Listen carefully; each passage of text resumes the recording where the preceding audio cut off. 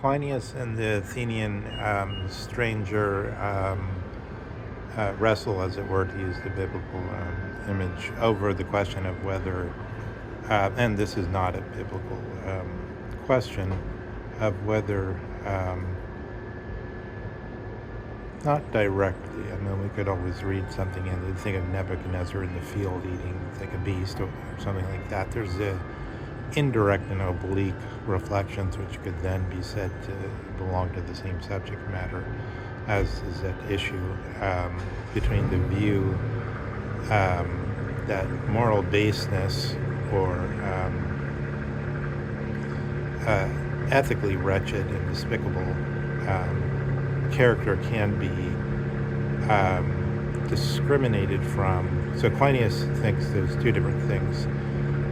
Morally based behavior, but then the actual conditions of whether they're wretched or lavish, whether they're, as it were, somehow in some way enviable or totally despicable. So he thinks if you have somebody like Trump who comes to the fore through learning all the insider information about fraudulent behavior and with respect to getting in with these crowds that are exchanging this insider information, comes to become into the presidency. And then, even though everybody says, yes, this is a morally based man, a corrupt man, despicable, despicable in every way. So everybody doesn't say that, because there's lots of people of a similar bent who are basically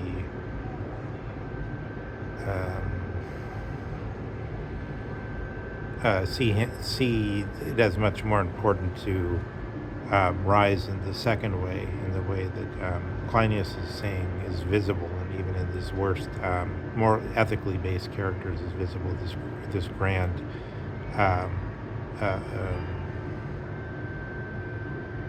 how's this called? The kingdom of Epstein lifestyle. I mean, who would say Epstein lived wretchedly? I mean, he lived in grand places. He was like some kind of liquid elite or something, moving from, how does this say in Guattari and Deleuze about the nomadic, in some kind of,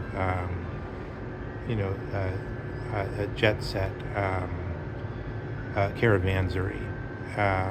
How could one say this? He was living wretchedly and genuine. And what I mean.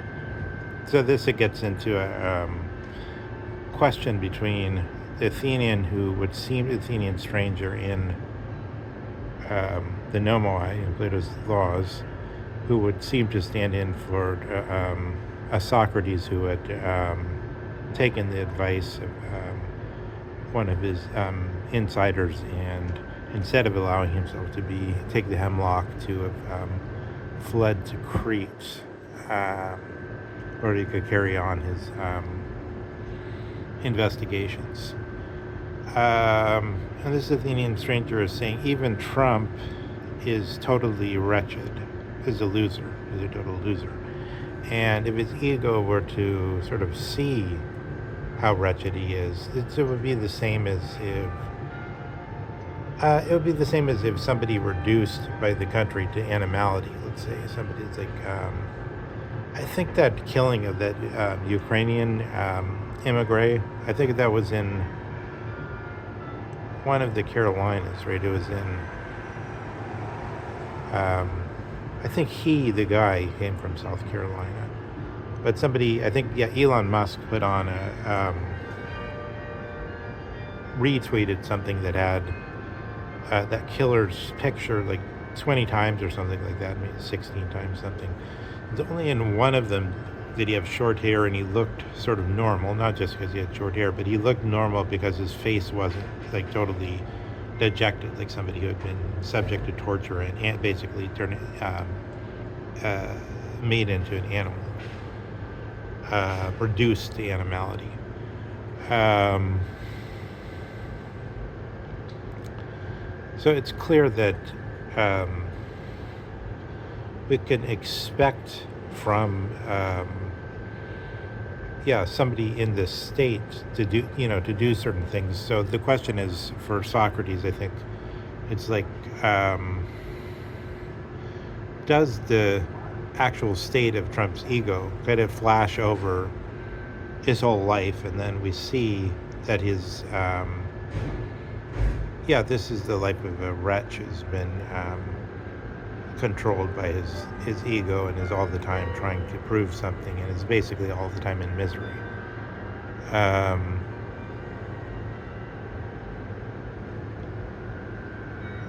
Even though, so then we wouldn't be making this direct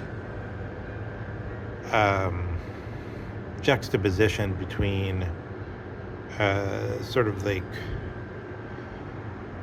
the ethical character, whether or not he's willing to use insider information, whether or not he's willing to defraud people, whether or not he's willing to do things that are harmful in general in order to maintain this situation, if it somehow infects the actual thing, the actual state. And then Socrates is arguing that it does in a similar way. He's arguing that it's not just that it's straightforwardly worse to commit a crime than it is to be the victim of the crime, because to commit a crime is to degenerate into this lowest stage of endartum, whereas to be victimized is superficially bad, and it could even kill you, but it's not bad in the most full sense. So something like this, I think, is at stake with Heidegger Dolphin in the following sense. One could stick with other teachings, but the other teachings, so far as they have defects, we could call them, it could say this, if dogma taken as a depreciatory term means there's some points that have been refuted and everybody knows they're wrong, but they're still kept to as though they were still manageable and could still be treated with, because there's an organization built around it. If the ones that are the lead that don't keep with dogmas in this sense, that there's nothing in them that's totally refutable, are the authorities, then Heidegger seems to be the leading authority. But that doesn't mean that Heidegger's leading in the right direction. It only means that, as Leo Strauss says, Heidegger doesn't make any little mistakes. But on the other hand, all the other positions might just seem to be cushy in the way Trump seems to be cushy in the White House. I mean, notwithstanding that they might cancel his ballroom that he was going to use to marry one of his children, I think. But on the whole, he seems to be in a situation that couldn't readily be described as, the wretched or like a shithole situation, a piss in the sink hotel situation. It seems like, this Kleinius Athenian stranger question could be visible then, but when Alex Jones or so and the rest of these people change tunes, then they start to say, actually, this is a loser. This is a total loser, living a wretched life. But it attacks the judgment, the affirmation or denial of whether we're dealing with essentially a wretched thing.